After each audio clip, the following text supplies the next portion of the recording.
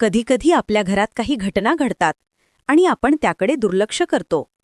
पण श्री स्वामी समर्थ सांगतात, सावधान रहा. हे संकेत काहीतरी सांगतात.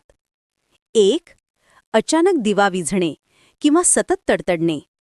देवघरातील दिवा कारणाशिवाय विझत असेल तर घरात नकारात्मक ऊर्जा वाढली आहे. यावेळी श्री स्वामी समर्थांचे नामस्मरण करा आणि घरात उदबत्ती लावा. 2. देवाच्या फोटोला क्रॅक येणे किंवा खाली पडणे. हा अत्यंत गंभीर संकेत असतो. स्वामी समर्थ सांगतात, देव आपल्याला काहीतरी सावध करत आहेत.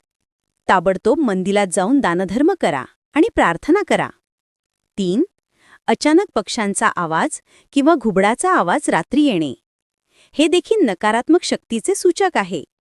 घरात श्री स्वामी समर्थांची आरती म्हणा आणि नामजप सुरू ठेवा. 4. घरात भांडणं